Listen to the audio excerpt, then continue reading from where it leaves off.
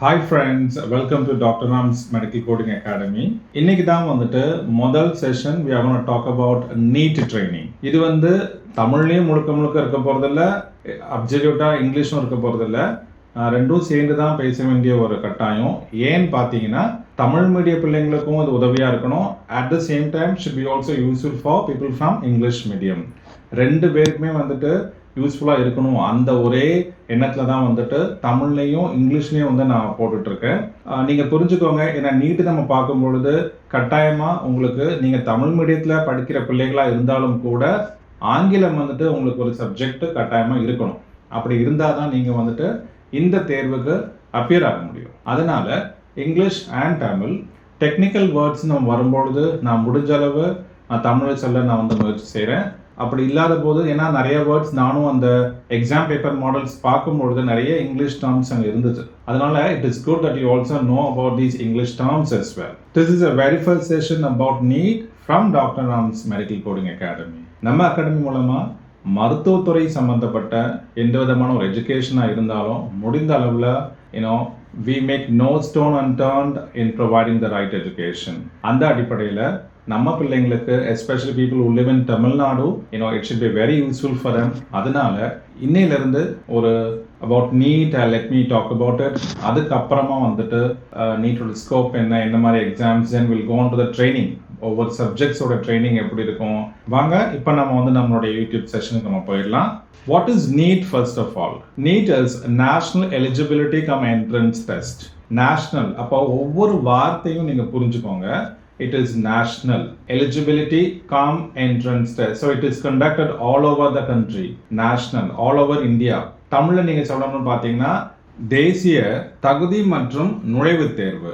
இது என்ன டைப்ஸ்ல இருக்குன்னு நம்ம பார்த்தோம்னா UG and PG, under graduation and post graduation, ரெண்டு ஃபார்ம்ல இருக்கு. யூஸ்வலா இந்த போஸ்ட் கிராஜுவேஷன் வந்துட்டு உங்களுக்கு ஜான்வரி மாசத்துல நடக்கும். அண்டர் கிராஜுவேஷன் வந்துட்டு மே மந்த் நடக்கும். 2020 பார்த்தீங்கன்னா எல்லாமே வந்து தள்ளி போயிடுச்சு பிகாஸ் ஆஃப் கோவிட். இன்ஃபேக்ட் இப்போ கூட இந்த நீட் பிஜி வந்துட்டு ஆகஸ்ட்டுக்கு அவங்க வந்து போஸ்ட்போன் செஞ்சுட்டாங்க. இதை யார் நடத்துறா? இந்த எக்ஸாம்ஸை வந்துட்டு நடத்தக்கூடிய அந்த ஒரு ஆர்கனைசேஷன் பேர் என்ன நம்ம பார்த்தோம்னா it is NTA, national testing agency, தேசிய தேர்வு முகமை. வாங்க இப்போ நம்ம அந்த NTA பத்தி நம்ம பார்க்கலாம். இது வந்து இந்த agency, it is national testing agency. இதை எஸ்டாப்ளிஷ் பண்ண வருஷம் வந்து 2017. இது யாரு கிரியேட் பண்ணா அப்படின்னு நீங்க பாத்தீங்கன்னா இதுக்கான ரெக்கமெண்டேஷன்ஸ் வந்துட்டு மெடிக்கல் கவுன்சில் ஆஃப் இந்தியால இருந்து நமக்கு வந்துச்சு. என்ன அப்படின்னா இந்த இந்தியாவில் இருக்கக்கூடிய premier organisations and institutions, especially educational இன்ஸ்டிடியூஷன்ஸ்க்கு கட்டாயமா ஒரே வகையான எக்ஸாம்ஸ் நடத்தணும் அப்படின்னு வந்துட்டு அவங்க ரெக்கமெண்ட் செஞ்சாங்க. அதன் அடிப்படையில் மனிதவள மேம்பாட்டுத்துறை, ministry of human resource and development, அவங்க கொண்டு வந்த ஸ்ட்ராட்டஜி தான் NTA, நேஷனல் டெஸ்டிங் ஏஜென்சி. இதுல இவங்களுடைய வேலை என்னன்னு நீங்க பாத்தீங்கன்னா எக்ஸாம்ஸை கண்டக்ட் பண்றது. they have to conduct the exams. அப்புறம் அதற்கான ரிசல்ட்ஸ் வந்து they have to declare it. Plus ஒரு ஆல் இந்தியா ரேங்க் இல்லை ஒரு மெரிட் லிஸ்ட்டை வந்து கிரியேட் பண்ணணும். நேஷனல் டெஸ்டிங் ஏஜென்சியோட ரோல் என்ன அப்படின்னு பார்த்தோம்னா they have to conduct the exams all over India. அது மட்டும் இல்லாமல் இன்டர்நேஷனல் எக்ஸாம்ஸுமே இவங்க கண்டக்ட் பண்ணுறாங்க. பிகாஸ் இந்த நீட் வந்து பார்த்தீங்கன்னா மற்ற நாட்டிலையுமே வந்து நடத்துகிறாங்க.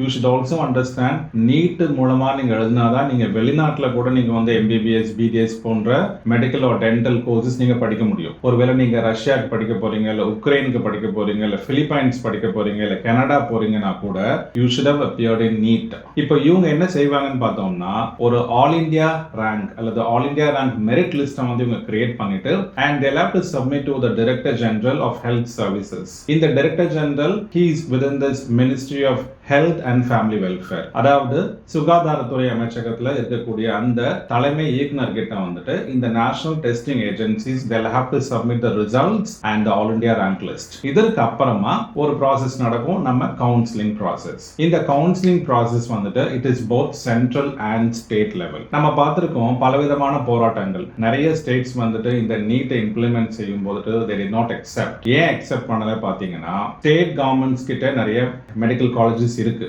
இந்த medical காலேஜஸ்ல 15% will be taken over by the central government.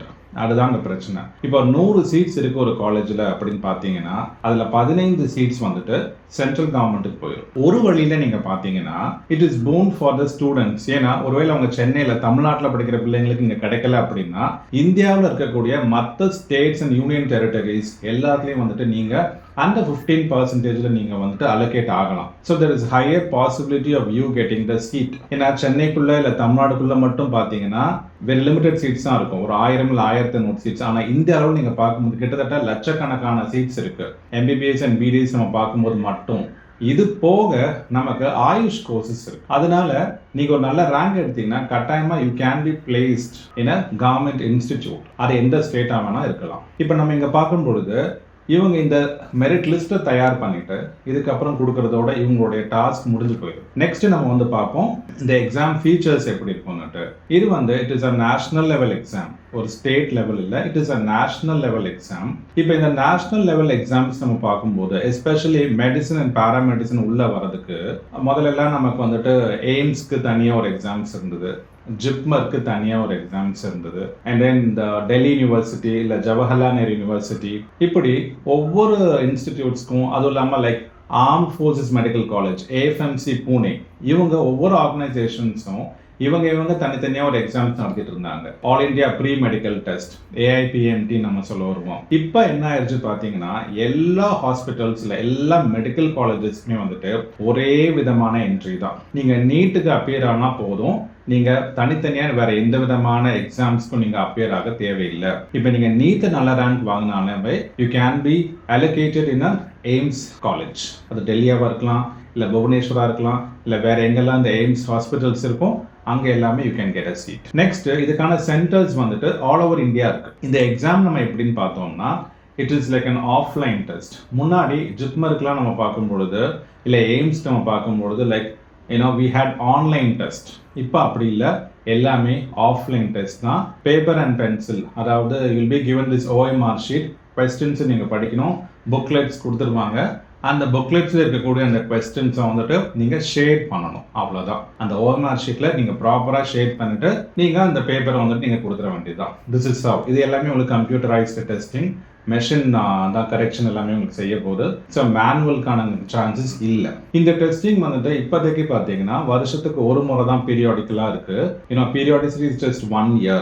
ஆனால் இன்னும் ரிக்வெஸ்ட் வச்சுட்டு இருக்காங்க என்ன அப்படின்னா அட்லீஸ்ட் ட்வைஸ் a year நீங்கள் வந்து வைக்கணும் அப்படின்ட்டு ஒரு அப்பீலையும் வந்துட்டு ஸ்டூடெண்ட்ஸ் தரப்புல வந்து கொடுத்துருக்காங்க. கம்மிங் டு லாங்குவேஜஸ், என்னென்ன மொழிகளில் வந்துட்டு நமக்கு இந்த தேர்வு நடக்குதுங்கிறத நம்ம வந்து தெரிஞ்சுக்கிடுவோம். According to the Indian constitution we have like 22 scheduled languages. ஆனா இந்த எக்ஸாம் நடக்கக்கூடியது only in 11 languages. அந்த 11 languages என்னங்கிறத நம்ம பார்ப்போம். தமிழ்ல கட்டாயமா இருக்கு, தமிழ் தட் இஸ் தேர். என்னென்ன மொழிகள் இருக்குன்னு நம்ம இப்போ பார்த்தீங்கன்னா தமிழ்ல இருக்கு, இங்கிலீஷ்ல இருக்கு, ஹிந்தில இருக்கு, உருதுல இருக்கு, பிளஸ் கன்னடா அண்ட் தெலுங்கு, அசமீஸ், பெங்காலி, மராட்டி, குஜராத்தி. இதுல நீங்க பார்த்தீங்கன்னா உங்களுக்கு மலையாளம் கிடையாது. இதில் எனக்கே ஆச்சரியமா இருந்துச்சு, எப்படி மலையாளம்ங்கிற ஒரு லாங்குவேஜ் வந்து அவங்க இன்க்ளூட் செய்யலை அப்படின்னுட்டு. பிளஸ் பஞ்சாபி உங்களுக்கு இல்லை, நேபாளி இல்லை, இந்த மாதிரி சில உங்களுக்கு மணிப்புரி லாங்குவேஜஸ் இல்லை. இது தவிர்த்து இருக்கக்கூடிய மற்ற லாங்குவேஜஸ்லாம் நம்ம வந்து எக்ஸாம்ஸ் அப்பியர் ஆகலாம். இதுல ஒரு கண்டிஷன் என்ன அப்படின்னு நீங்க பாத்தீங்கன்னா, ஒருவேளை நீங்க தமிழ்ல எழுதுறீங்க அப்படின்னா தமிழ்நாட்டில் மட்டும்தான் நீங்க தமிழ்ல எழுத முடியும். நீங்க வந்துட்டு இந்தியாவில் இருக்கக்கூடிய வேற எந்த ஸ்டேட்லயோ இல்ல டெல்லியிலயோ போயிட்டு நீங்க தமிழுக்கான எக்ஸாம் நீங்க எழுத முடியாது. அதே மாதிரி நீங்க வந்துட்டு இப்ப கர்நாடகால இருந்தீங்கன்னா கன்னடா வந்துட்டு நீங்க அங்கதான் எழுத முடியும். வேற எந்த ஸ்டேட்லயும் போயிட்டு நீங்க கன்னடால அப்பியர் ஆக முடியாது. இந்த ஒரு கண்டிஷன் அவங்க கொடுத்துருக்காங்க. இப்போ ஒருவேளை நீங்க இங்கிலீஷ்ல தான் எழுத போறீங்கன்னு நீங்க அப்ளை பண்ணியிருந்தீங்கன்னா, ஏன்னா அங்க காலம் கேட்டுருப்பாங்க என்ன லாங்குவேஜ் நீங்க சூஸ் பண்ண போறீங்க அப்படின்ட்டு. ஒன்லி இங்கிலீஷ்னு சொல்லிட்டீங்கன்னா உங்க பேப்பர்ல வெறும் இங்கிலீஷ் மட்டும்தான் இருக்கும். You can change the option later on. தமிழ்ல நீங்க எழுத போனீங்கன்னா அந்த கொஸ்டின் பேப்பர்ல உங்களுக்கு தமிழும் இருக்கும் இங்கிலீஷ்லயும் இருக்கும். இதுல இன்னொரு ரிஸ்க் என்னன்னு பாத்தீங்கன்னா, in case there is an erroneous question in Tamil, தமிழ்ல தப்பா கேள்வி கேட்டுட்டாங்க அப்படின்னா இங்கிலீஷ்ல நீங்க ரீட் பண்ணிட்டு அதுல என்ன கொஸ்டின்ஸ் எப்படி கேட்டிருக்காங்க, என்ன ஆப்ஷன்ஸ் கொடுத்துருக்காங்களோ அந்த பேசிஸ்ல நீங்க ஆப்ஷன்ஸை சூஸ் பண்ணணும். தமிழ்ல கொஸ்டினே தப்பா இருந்தாலும் கூட ஒன்றும் செய்ய முடியாது. ஃபைனல் டெசிஷன் வந்துட்டு you should make only after reading the question in English. சரிங்களா? ஏன்னா இது ஒரு பிரச்சனை ஆயிடுச்சு. சுப்ரீம் கோர்ட் என்ன சொல்லிட்டாங்கன்னா, உங்களுக்கு தமிழ்லயோ இல்ல எந்த ரீஜனல் லாங்குவேஜஸ்ல क्वेश्चंस தப்பா இருந்தா English would be the final. அதனால அப்படி நீங்க தப்புன்னு நினைச்சீங்கன்னா better read the thing in English and then make a final call. அடுத்து நம்ம பார்ப்போம் என்னென்ன கோர்சஸ் இந்த NEET மூலமா நமக்கு வந்துட்டு நடத்தப்படுறாங்கன்னு பாத்தீங்கன்னா, first MBBS, Bachelor of Medicine and Bachelor of Surgery, BDS, Bachelor of Dental Surgery, அதுக்கப்புறம் ஆயுஷ் கோர்சஸ். நமக்கு ரெண்டு மினிஸ்ட்ரி இருக்கு. Ministry of health and family welfare மூலமா உங்களுக்கு வருது MBBS and BDS. இது மட்டும் இல்லாம ஆயுஷ் மினிஸ்ட்ரியில நம்ம பார்க்கும் பொழுதுட்டு நமக்கு வந்து Ayurveda, homeopathy, Siddha, Unani and naturopathy and yogic sciences வந்துடும். ஸோ இதுல நம்ம பார்க்கும் பொழுது BSMS, Bachelor of Siddha Medicine and Surgery, BHMS, Bachelor of Homeopathic Medicine and Surgery, BAMS, Bachelor of Ayurvedic Medicine and Surgery, BUMS, Bachelor of Unani Medicine and Surgery, BNYS, Bachelor of Naturopathy and Yogic Sciences. இது மட்டும் இல்லாம நமக்கு veterinary science அதுவுமே வந்துட்டு இந்த கோர்ஸ்ல வந்தது. Plus nursing and paramedical கோர்சஸ்க்கான என்ட்ரியுமே வந்துட்டு இப்ப நீட் மூலமா தான் போக வேண்டிய கட்டாயம் ஆயிடுச்சு.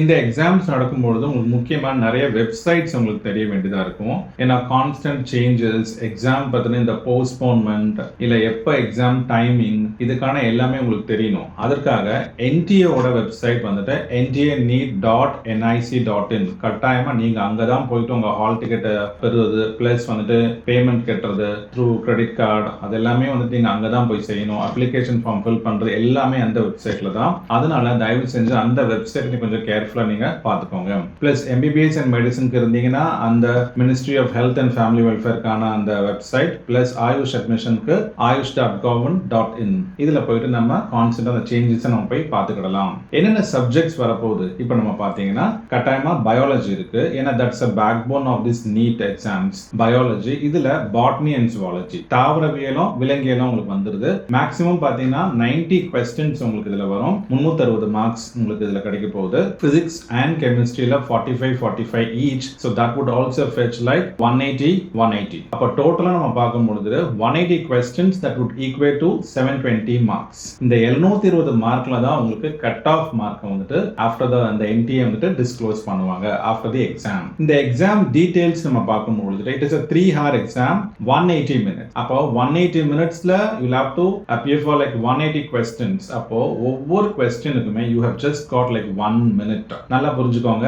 நீங்க எப்படி இதை வந்து நீங்க டேக்கிள் பண்ணலாம்னு பாத்தீங்கன்னா பயாலஜி சைடில் நீங்கள் நல்லா தரோவா படித்தா மட்டும்தான் இட் பி வெரி ஈஸி. ஏன்னா பயாலஜி சைடில் உங்களுக்கு பெருசாக உங்களுக்கு ப்ராப்ளம்ஸ் எதுவும் வரப்போறது இல்லை. ஆனால் ஃபிசிக்ஸ் அண்ட் கெமிஸ்ட்ரி எஸ்பெஷலி ஃபிசிக்ஸில் உங்களுக்கு சம்ஸ் வர நிறைய சான்சஸ் இருக்கு. எலக்ட்ரோ மேக்னட்டிசம் எலக்ட்ரிசிட்டி நிறைய ப்ராப்ளம்ஸ் சொல்யூஷன்ஸ் எல்லாமே நிறைய நம்ம வந்து ஒர்க் அவுட் பண்ண வேண்டியதாக இருக்கும். பயாலஜி ஈஸியாக இருக்கிறதுனால நீங்கள் ஃபர்ஸ்ட் பயாலஜியை முடிச்சிருங்க. அதுக்கப்புறம் அதில் டைம் சேவ் பண்ணிட்டு you can spend for chemistry and physics. அடுத்து ஒவ்வொரு கொஸ்டினுக்குமே you are getting like 4 marks. 4 மதிப்பெண்கள் உங்களுக்கு கிடைக்குது.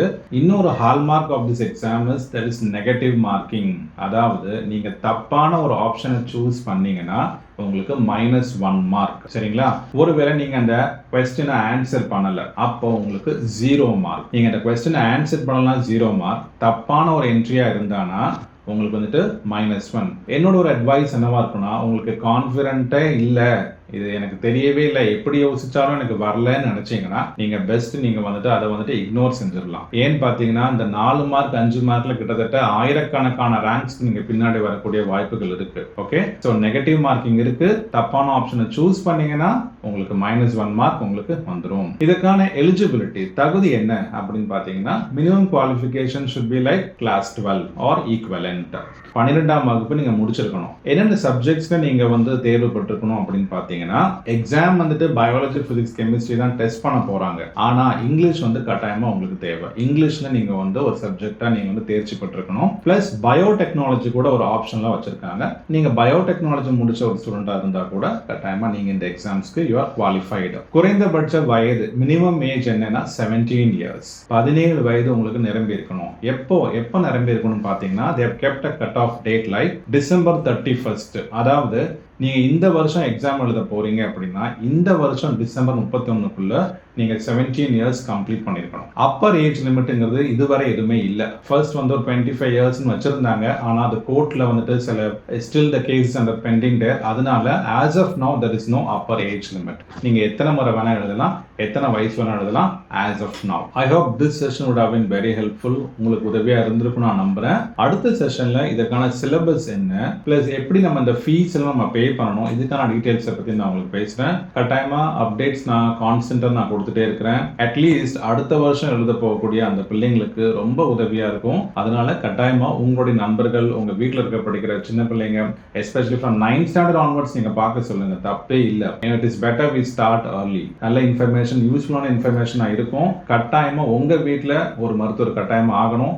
அதை நினச்சி நம்ம கட்டாயமாக இந்த வீடியோஸை நீங்கள் லைக் பண்ணுங்கள். Also, share it to your friends. Thank you very much for watching this. I'll see you in the next video. Bye bye and take care.